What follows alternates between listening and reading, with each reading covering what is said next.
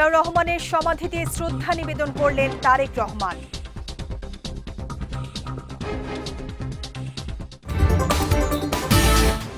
তারেক রহমানের নেতৃত্বে বাংলাদেশ সত্যিকার অর্থে গণতান্ত্রিক রাষ্ট্রে পরিণত হবে বললেন মির্জা ফখরুল। এবং পূর্বাঞ্চলের জনসমাগম নির্বাচন নিয়ে সন্দেহ দূর করে দিয়েছে মন্তব্য প্রেস সচিবের।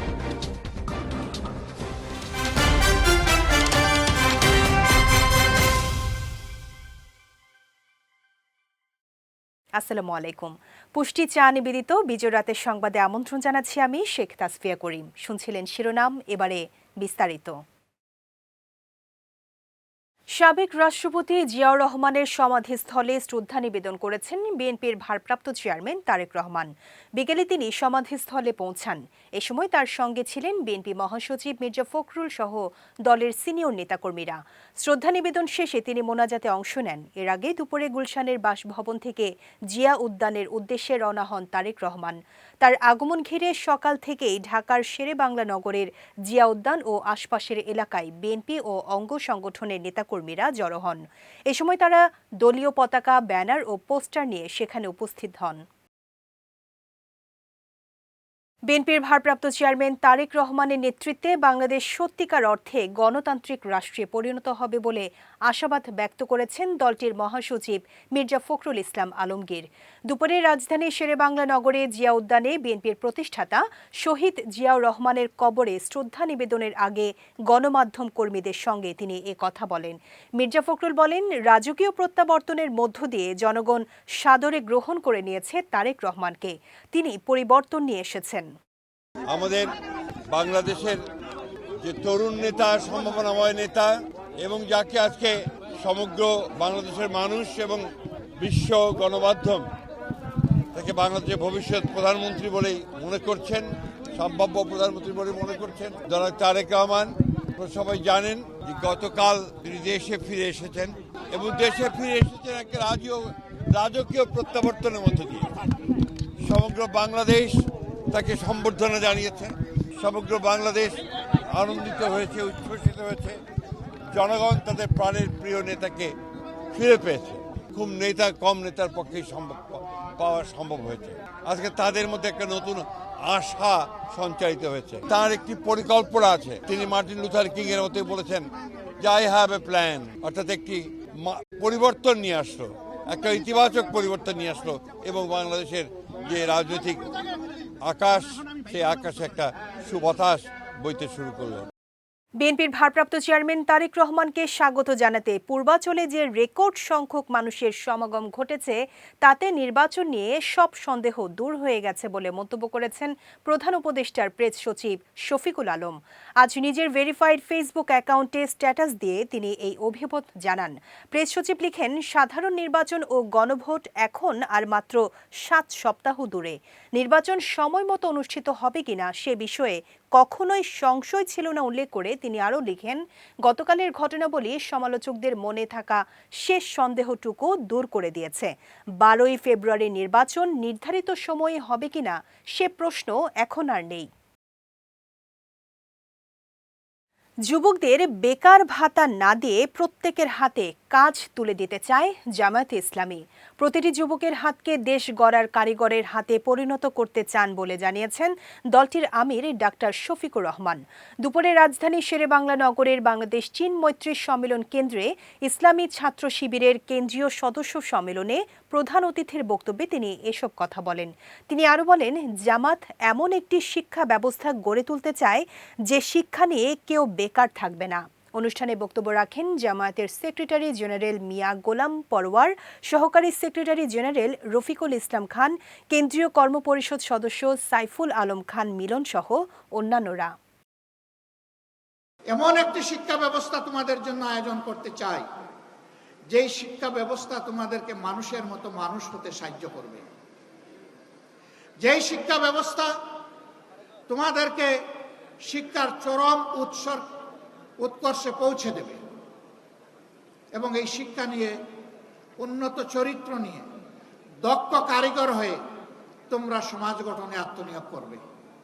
আর একজন যুবক যুবতীও বেকার থাকবে না। অনেকে সংখ্যা গুণে বলছেন আমরা এত কোটি এত লক্ষ যুবককে কর্মসংস্থান দিব, বাকিদের কি হবে? বলছেন বাকিদেরকে ভাতা দেবেন। আমরা আমাদের যুবকরা কারো কাছ থেকে বেকার ভাতা গ্রহণ করুক তা দেখতেও চাই না, শুনতেও চাই না। প্রতিটি যুবকের হাতকে দেশ গড়ার কারিগরের হাতে পরিণত করতে চাই,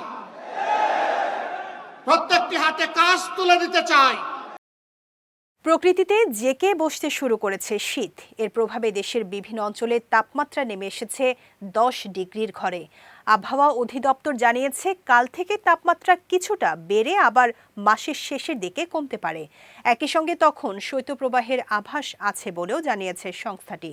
আবহাওয়া অধিদপ্তর বলছে আগামী 29 থেকে 31 ডিসেম্বরের মধ্যে একটি শৈত্যপ্রবাহ হতে পারে। তখন শীতের দাপট আরও বাড়বে। এদিকে আবহাওয়া অফিসের তথ্য অনুযায়ী মধ্যরাত থেকে সকাল পর্যন্ত দেশের বিভিন্ন এলাকায় মাঝারি থেকে ঘন কুয়াশা পড়তে পারে। এছাড়া রাতের তাপমাত্রা আরও 1 থেকে 2 ডিগ্রি সেলসিয়াস কমারও আশঙ্কা রয়েছে। তবে দিনের আবহাওয়া শুষ্ক থাকতে পারে বলেও জানিয়েছে সংস্থাটি। সরবরাহ বাড়ায় বাজারের দাম কমেছে শীতকালীন সবজির, পাশাপাশি চড়া মূল্যে বিক্রি হওয়া পেঁয়াজের দামও কমেছে। বিক্রেতারা বলছেন সরবরাহ বাড়ার ফলেই দাম কমেছে পণ্য দুটির। রাইসুল রিফাতের ক্যামেরায় সায়ন সাব্বিরের রিপোর্ট। শীতের ছোঁয়া লেগেছে সবজির বাজারে। দীর্ঘ সময় ধরে চড়া থাকা সবজির দাম এখন কমতে শুরু করেছে। বাজারে এখন বেশিরভাগ সবজি 40 থেকে 60 টাকার মধ্যে বিক্রি হচ্ছে, তবে দু একটি সবজির দাম 60 থেকে 80-র ঘরে। এদিকে বাজারে চড়া দামে বিক্রি হওয়া পেঁয়াজের দামও কিছুটা কমেছে। বাজারে দেশি পেঁয়াজ কেজিতে 120 টাকা ও ভারতীয় পেঁয়াজ 100 টাকা এবং নতুন পেঁয়াজ কেজিতে 20 টাকা কমে 70 টাকায় বিক্রি হচ্ছে। বিক্রেতারা বলছেন সরবরাহ বাড়ায় দাম কমেছে পণ্য দুটির। সবজির দাম খুবই কমছে, আল্লাহ দিলে সবাই খাইতে পারবো। পেঁয়াজের দাম নতুনটার থেকে পুরানটার দাম একটু বেশি, নতুনটার দাম কমে গেছে। দীর্ঘদিন পর সবজি ও পেঁয়াজের দাম কমায় নিত্যপণ্যের বাজারে কিছুটা স্বস্তি পাচ্ছেন ক্রেতারা। দীর্ঘদিন পর কিছুটা স্বস্তি মিলছে বাজারে। সবজির সরবরাহ বাড়ায় দাম কমেছে সবজিতে কেজি প্রতি দাম কমেছে 20 থেকে 30 টাকা পর্যন্ত। এদিকে ঊর্ধ্বমুখী হওয়া পেঁয়াজের বাজারেও দাম কমেছে। বিক্রেতারা বলছেন পণ্যগুলোর সরবরাহ বাড়ার কারণেই দাম কমেছে পণ্যগুলোর। সায়ন সাব্বির, বিজয় টিভি, ঢাকা। এবার পুষ্টি চিনি গুঁড়া চাল নিবেদিত জেলা সংবাদ।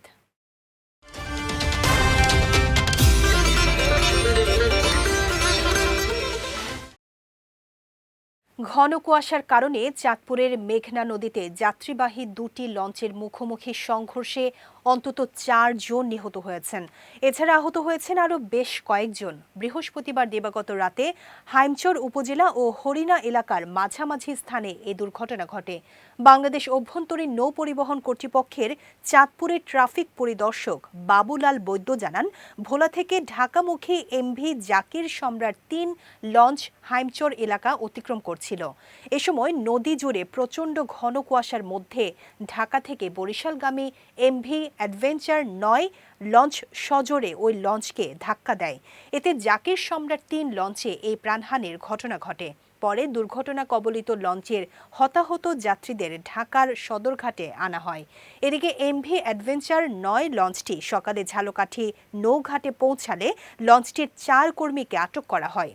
অন্যদিকে লঞ্চ দুর্ঘটনায় নিহতদের পরিবারকে 1,50,000 টাকা এবং আহতদের 50,000 টাকা করে অনুদান দেওয়ার ঘোষণা দিয়েছেন নৌ পরিবহন উপদেষ্টা এম শাখাওয়াত হোসেন। একই সঙ্গে দুর্ঘটনার কারণ অনুসন্ধানে মন্ত্রণালয়ের পক্ষ থেকে 8 সদস্যের একটি তদন্ত কমিটি গঠনেরও কথা জানিয়েছেন তিনি। আমরা মনে করি নদীপথ সবচেয়ে সেফ। সেইখানে দুর্ঘটনাটা কেন ঘটেছে, কেন একটা উল্টা পথে গিয়ে মাঝখানে মারলো কীভাবে, এটা একটা ইনকোয়ারি কমিটি হয়েছে 8 সদস্য।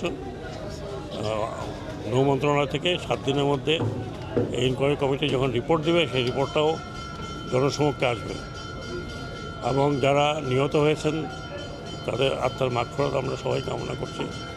অত্যন্ত দুঃখজনক ঘটনা। আমাদের তরফ থেকে বিআইডব্লিউটি এর তরফ থেকে তাদের দাফন কাফনের জন্য অন্য কিছুর জন্য ট্রান্সপোর্টেশনের জন্য 1.5 লক্ষ টাকা করে দেওয়া হচ্ছে ইমিডিয়েটলি, এবং যারা আহত হয়েছে তাদের চিকিৎসার জন্য 50,000 টাকা ডাইরেক্টর শিপিংয়ের তরফ থেকে দেওয়া হবে। অপারেশন ডেভিল হান্ট ফেজ 2 এর আওতায় ভোলায় অভিযান চালিয়ে অস্ত্র, কার্তুজ, বোমা ও গাঁজা সহ এক সন্ত্রাসীকে আটক করেছে কোস্টগার্ড। বিকেলে কোস্টগার্ডের মিডিয়া কর্মকর্তা লেফটেন্যান্ট কমান্ডার সিয়ামুল হক বিষয়টি নিশ্চিত করেছেন। তিনি জানান, গোপন সংবাদের ভিত্তিতে গতকাল রাতে ভোলা সদরের ভেদুরিয়া এলাকায় অভিযান চালায় কোস্টগার্ড। অভিযানে মোহাম্মদ জুয়েল নামের এক সন্ত্রাসীকে আটক করা হয়। এ সময় তার কাছ থেকে একটি দেশীয় আগ্নেয়াস্ত্র, 1 রাউন্ড কার্তুজ, 5টি হাত বোমা ও 300 গ্রাম গাঁজা জব্দ করা হয়। প্রাথমিক জিজ্ঞাসাবাদে আটককৃত ব্যক্তি দীর্ঘদিন ধরে মাদক ব্যবসা ও বিভিন্ন নাশকতামূলক কর্মকাণ্ডে জড়িত থাকার কথা স্বীকার করেছে বলেও জানিয়েছে কোস্টগার্ড। পরে জব্দকৃত আলামত সহ আটককৃতকে ভোলা সদর থানায় হস্তান্তর করা হয়। সুনামগঞ্জের তাহিরপুর সীমান্ত এলাকায় অভিযান চালিয়ে 24টি বিস্ফোরক ইলেকট্রিক ডেটোনেটর জব্দ করেছে বিজিবি। দুপুরে এক সংবাদ বিজ্ঞপ্তির মাধ্যমে বিষয়টি নিশ্চিত করেন সুনামগঞ্জ ব্যাটালিয়ন 28 বিজিবির অধিনায়ক lieutenant colonel AKM Zakaria Kadir. তিনি জানান, সকালে গোপন সংবাদের ভিত্তিতে অভিযান চালিয়ে উপজেলার চারাগাঁও সীমান্তের মাইজহাটি এলাকা থেকে পলিথিনে মোড়ানো অবস্থায় এসব বিস্ফোরক দ্রব্য জব্দ করা হয়। দেশে অস্থিতিশীল পরিস্থিতি সৃষ্টি ও নাশকতার উদ্দেশ্যে এই ধরনের বিস্ফোরক দ্রব্য চোরাচালানের মাধ্যমে বাংলাদেশে আনা হয়েছে বলে প্রাথমিকভাবে ধারণা করছে বিজিবি।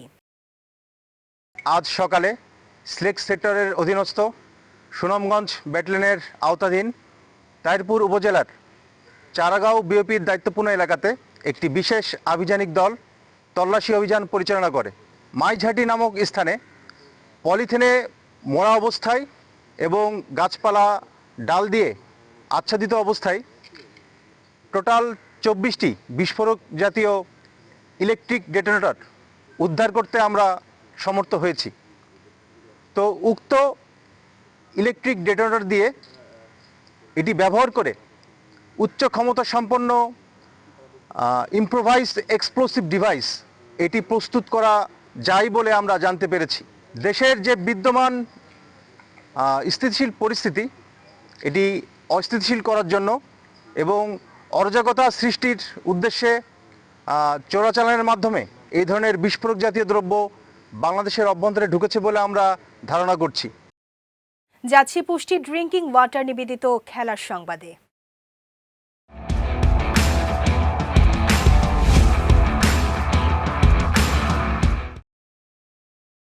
অ্যাশেজ সিরিজের চতুর্থ টেস্টে অস্ট্রেলিয়াকে 152 রানে গুটিয়ে দিয়েছে ইংল্যান্ড। আজ মেলবোর্ন ক্রিকেট স্টেডিয়ামে মুখোমুখি হয় দু দল। এদিন সিরিজ হেরে বসা ইংল্যান্ডের দুর্দান্ত বোলিংয়ের সামনে অজিরা মাত্র 152 রানে অল আউট হয়ে যায়। সকালে টস জিতে বেন স্টোকসের নেতৃত্বাধীন ইংলিশরা শুরু থেকেই ম্যাচের নিয়ন্ত্রণ নেয়। সবুজ উইকেট ও মেঘলা আবহাওয়ার পুরো সুযোগ নেয় ইংল্যান্ডের পেসাররা। এদিকে আজ মেলবোর্নে অস্ট্রেলিয়া ও ইংল্যান্ডের মধ্যকার চতুর্থ টেস্টের প্রথম দিনের খেলা দেখতে মাঠে এসেছিলেন 94,199 জন দর্শক, যা মেলবোর্ন ক্রিকেট গ্রাউন্ডের রেকর্ড। জানুয়ারির দলবদলে ইংলিশ ক্লাব অ্যাস্টন ভিলা ছাড়তে হতে পারে আর্জেন্টিনার বিশ্বকাপ জয়ী গোলরক্ষক এমিলিয়ানো মার্তিনেজকে। এর আগে মার্তিনেজ নিজের মুখে ঘোষণা দিয়েছিলেন অ্যাস্টন ভিলা ছাড়ার। শেষ ম্যাচ খেলেছেন বলে চোখের জলও মুছেছিলেন এমি।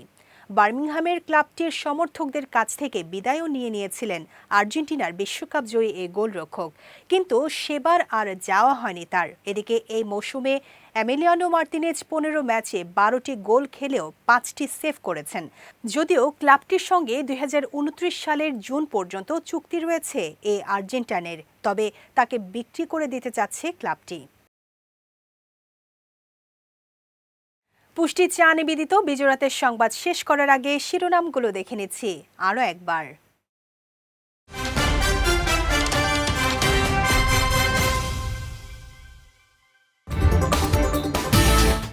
জিয়াউর রহমানের সমাধিতে শ্রদ্ধা নিবেদন করলেন তারেক রহমান।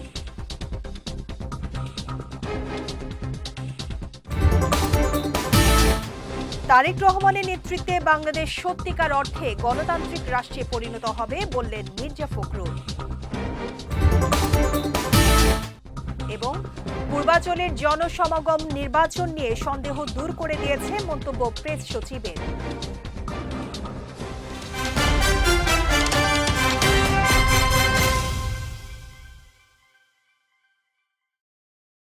বিজয় রাতের সংবাদ শেষে আজকের মতো আমি শেখ তাসফিয়া করিম আপনাদের কাছ থেকে বিদায় নিচ্ছি। আগামীকাল একই সময়ে নতুন সব খবর দেখতে চোখ রাখুন বিজয় টিভিতে।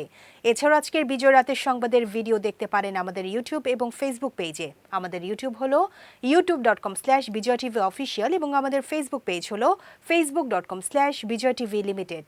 এতক্ষণ সঙ্গে থাকার জন্য ধন্যবাদ সবাইকে।